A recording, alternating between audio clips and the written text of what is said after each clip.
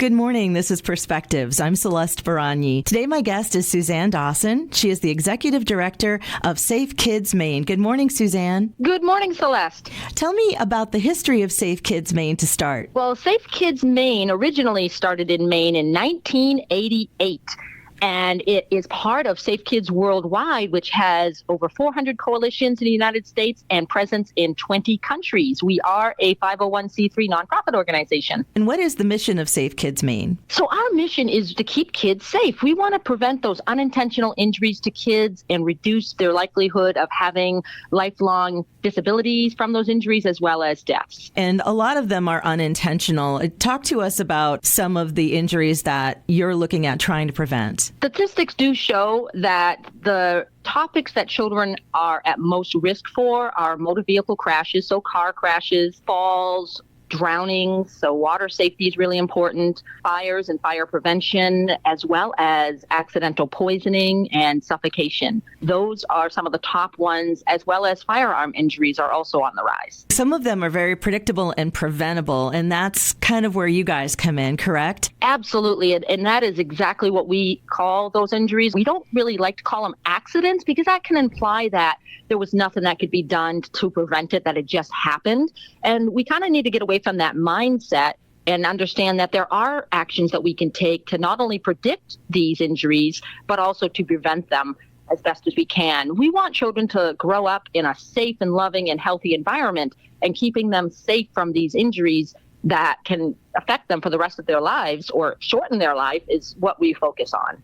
And what is the misuse rate of car seats in Maine? It's pretty high, isn't it? It is, yes. And that can be for a variety of reasons. It can be that it's just simply the wrong seat for the child's age and development, or it could be an incompatibility issue with the vehicle because not all car seats fit in all vehicles. And the installations can be complicated. Sometimes they work out quite well, and other times they are definitely challenging, and parents and caregivers aren't aware that it's not correct. So we're seeing this disconnect between, we say that 90% of car seats are not used correctly in Maine, but the reality is 90% of parents think they're all set.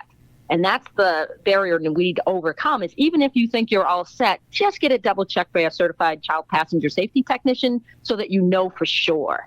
And where would you find one? That's a great question. We run regular car seat checkup events and inspection stations. Past the pandemic, we're getting back out into the community. And so on our website, safekidsmaine.org, will be a list of our upcoming events when they're scheduled. But you can also find technicians right through the Safe Kids Worldwide Certification Program, and that's at safekids.org. There's a link to the certification that you can find a tech anywhere in the country. And many of the technicians, including ourselves, offer virtual checks so that if we're not able to meet in person, we can actually do a virtual check and oftentimes solve the parents' problems and meet their needs without ever seeing them in person. I remember going to the fire station. They were having sort of a workshop. So I think that if you check in with your local fire station too, they might be able to hook you up with that. That is oftentimes an assumption that the fire departments and the police departments have certified technicians on staff. It's usually outside agencies like ours that are just using their facility to conduct the event. And sometimes their firefighters and paramedics and police officers are certified and they will work at the event with us, but it's not usually them that are putting it on. And so oftentimes the families are going on a wild goose chase if they just try to reach out to the local fire departments and police departments. Many in Maine do not offer this service. It's really important that families, even if they go to a facility like a fire department or police department, to make sure that they're talking with a certified technician, because there have been instances where someone had good intentions to help someone out because they had children themselves, but we found out later that errors were made and the family was on the assumption that it was a certified technician that assisted them, and it was not. So any certified technician should be able to show their certification card. That is a national certification that ensures that the families are receiving information from someone who has met the minimum qualifications to provide it. Thank you so much, Suzanne, for educating us on that. Economically disadvantaged families seem to be at a higher risk of unintentional injuries. Can you tell us about that? Yeah, so there's been a lot more research and studies to make us all aware that families that do have economic disadvantages have children that are higher risk of injuries and deaths from preventable injuries. And some of the reasons may be simply that they are unable to afford to buy a car seat for their child or to buy a bike helmet and other safety products that can help keep their children safe. So that's another component of our program, is to kind of remove those barriers and make these products accessible for everyone. Okay. And once again, safekidsmaine.org is your website. Now, tell us about your program, Suzanne, because you have quite an array, from pedestrian safety to playground safety and safe sleep, and they're all really important. Let's start with a subject that we brought up earlier, which was child passenger safety. I see sometimes toddlers in front seats, and I know that's not supposed to happen. Can you tell us why that isn't supposed to happen? Yeah, absolutely. And it's hard to kind of dispel the myths, and also from previous generations, who have said, well, I sat in the front seat, or my children sat in the front seat and we're fine. And I often pose that question back to them. Well, how many serious crashes were you in that situation? And usually the answer is none. So it's really important that they understand things have changed. You drive faster on our roads. There are more vehicles on the road, and we know more. When we know better, we should do better. So the reason why children shouldn't be in the front seat is, statistically, that front passenger seat has the highest fatality rate. And children with their smaller bodies, they're still developing, and also behaviorally are not able to stay properly seated in that front seating position oftentimes. And the airbag interaction is also an issue, because that is really designed to help older kids and adults, teenagers, etc., stay safe when they're properly buckled, but not a good interaction between children. So really, really important that children stay in the back seat. Now, our state law requires children to stay in the back seat until they're at least 12 years old. The vehicle manufacturer, if you look at the sun visor, will say they should stay in the back seat until they're 13. So around that age, the minimum. They can certainly stay in the backseat longer. The statistics are there to support that as well. But definitely the biggest thing is rear-facing children should never go in front seat in front of an active airbag, because that is just a very dangerous situation. If that airbag should deploy, it's almost certain death for the child. So very, very important to make sure children are in the back seat, especially rear-facing, but up to age 12 or 13. Right. What I think some people don't understand, is that plastic piece that covers the airbag comes flying out at a high velocity. It could kill a child. Yeah, so it's really important that children stay in the back seat, because when that airbag deploys with such force, the child can have a negative interaction with it, which can be fatal, especially for a rear-facing child, because the strongest area of the deployment of the airbag is right within the first few inches. And so that child's head, when rear-facing, is so close to that deployment zone. So it's really critical that they are in the back seat, but also all children benefit. And again, legally required in Maine to be in the back seat until 12, but by safety, 13 is the minimum age. Let's move on to bicycle safety, because here in Maine, our kids love to play outside, and things have definitely changed since I was a kid bicycling. Yeah, again, with more information and more knowledge that we are aware of, and more products, we know that not only safe cycling habits is really, really important, that they know the rules of the road and how to interact with that vehicular traffic, but also wearing the proper gear. Bike helmets is really important. They can reduce the risk of a brain injury by up to 85%. And being able to have a safe ride is really, really important. So we want kids to have fun. We want them to be out and getting exercise and all that, but have it be as safe as possible. Maine also has a law that children under the age of 16 are required to wear a properly fitted bicycle helmet when they're riding on the road. And you have so many program areas, and unfortunately we don't have time to go through all of them, but you can go to safekidsmaine.org to get more information.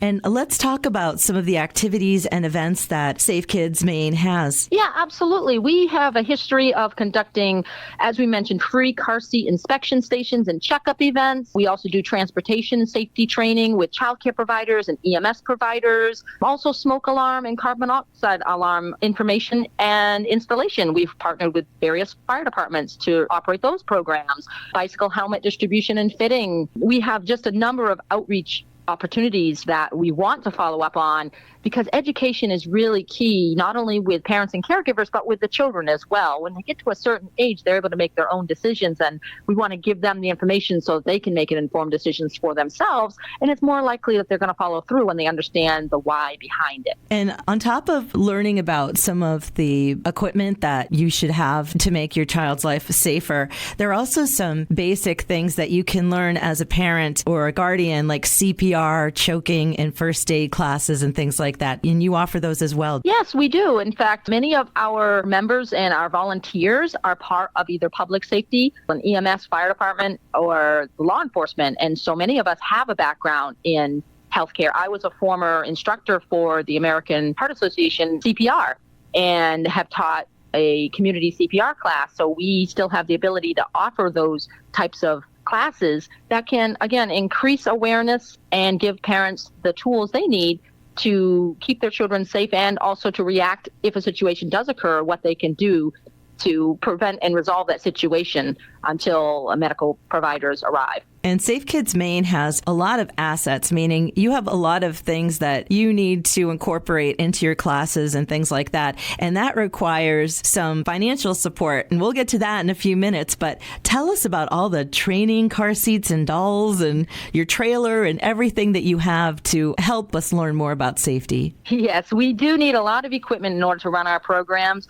We do have a couple of trailers that we're able to haul all across the state of Maine. That includes all the equipment we need to run a community car seat checkup event in any location. We also have a training trailer because we can train individuals to become certified child passenger safety technicians. And that includes about 50 car seats that we have from various styles and types so that they get a real good hands-on experience with the different models of car seats and also using it in different types of vehicles so that they learn all the different components to become certified. And that includes dolls too, because we won't have the children there to practice with. So we have a variety of size dolls so that they can practice buckling dolls into car seats in anticipation of helping a child at some point once they become certified. Along with that is just a lot of educational material. We're moving a lot to our website so that families have that instant access to the education that they need from a qualified, knowledgeable source. And that's going to be continually growing and evolving as information becomes available and updated. Okay. And what are some of the goals for Safe Kids Maine? Well, we want to definitely continue to provide and expand our outreach to families and caregivers and really give them the information and the tools to empower them to keep their kids safe. But we also want to work with employers and public safety, healthcare providers to train staff and have that on an ongoing basis. The one thing about injury prevention is it's an ever-changing field. So something new is always coming out, new information from research or new products that can make our lives easier and keep our families safer. So that's really, really important as well. But our big kind of pie in the sky is we want to open a resource center where families have a place to come to not only purchase items at a discounted price, but receive that expert assistance with fitting, whether it's a bike helmet or a car seat, and also have a safety town, a safety village, so that we can do workshops where children can come and parents and caregivers and learn about pedestrian safety and bicycle safety and different aspects of the safety world in an environment that mimics the real world, but under the guise of our safety and with the components in place to provide that educational piece as well. You are doing such great work, and this is just a wonderful organization. SafeKidsMaine.org is where you can find more information and also where you can make donations. Tell us how we can fund you. Absolutely. Yes, there is a donation link right on our website, as you mentioned, SafeKidsMaine.org. We also will be doing some various fundraising activities that will be posted on our social media pages. We're on Facebook and Instagram, just launched our YouTube channel. So we're going to have some nice videos that will be localized to our community. There's some great national tools out there, but I really want to focus on what our Maine family's facing. What do we need here that will help us keep our children safe? We also have the Walmart Roundup program, so families can sign up, and anytime they make a purchase on Walmart.com or through the Walmart app, they can round up their cents to go towards Safe Kids Maine, and every little bit helps. We are mostly a volunteer-run organization. We don't have any state or federal funding at this time. We really had a big setback with the pandemic where all of our community events were shut down. We had a stay-at-home order, and a lot of places were closed, and rightfully so. So we're still recovering from that, and we're going to come back bigger and better than before. All right, and we're here for you. So let's help support Safe Kids Maine. Visit them at safekidsmaine.org. Suzanne, we talked a little bit about car seats, and one of the things that's kind of confusing about car seats, other than installing them, what are the Maine car seat laws? So our law is an enhanced law. It's better than most states, which we're very, very proud of. It was enhanced in 2019, and a lot of families don't know of that change, even though it's been over 4 years ago. But what the law basically says is that Children who are under the age of 2 must be rear-facing, properly installed in their car seat, and they have to be properly harnessed too. We are a proper use law, which means it's not good enough just to have the car seat. It actually has to be used properly, because then it's going to protect properly. So up to age 2, they need to be, by law, rear-facing. Longer is better. Every stage of car seat, from rear-facing to forward-facing to booster seat to eventually the seatbelt, each stage is not a graduation up. It's actually a demotion down. So we don't want to rush that stage. So if they can stay rear-facing longer, if their car seat allows them to by their weight and height limits, then that's safest for them. But the minimum by law is age 2. After age 2, then they can go into a forward-facing car seat with that 5-point internal harness. And they need to stay in that harness until they are at least 55 pounds or until they exceed the height limit. So car seats have a height limit and a weight limit, and we don't want to exceed either one of those. So once they reach that limit, then they can transition into that booster seat. And what a booster seat does is it really elevates the child so that adult seatbelt fits them properly, because we wouldn't send our children to school in our size clothing, right? You know, for youngsters that are 6, 7 years old, they're not going to fit. Why are we putting them on an adult seatbelt that also does not fit them? So therefore, that booster seat provides that gap between when they outgrow their harnessed car seat to when they fit that adult seatbelt. They need to stay in the booster seat by law until they're at least 8 years old. However, longer is better. Most children don't fit that adult seatbelt until they're between 10 and 12. So we have a seatbelt fit test that we talk to parents about, how they can tell when their child actually fits that adult seatbelt and can safely transition from the booster seat to the seatbelt. Thank you so much for clearing that up. I know it can be a little bit confusing, and the kids are so eager to move from one stage to the next. I remember my daughter complaining about being on a booster seat, and it's good to be able to tell them, well, there's a law, and this is the law. So thank you, Suzanne. You're welcome. Once again, go to safekidsmaine.org for more information, and you can give them a call if you have any more questions. Suzanne, thank you so much for making time to talk with us this morning. You are very welcome. Thank you. We've been speaking with Suzanne Dawson, Executive Director for Safe Kids Maine. I'm Celeste Baranyi. This has been Perspectives.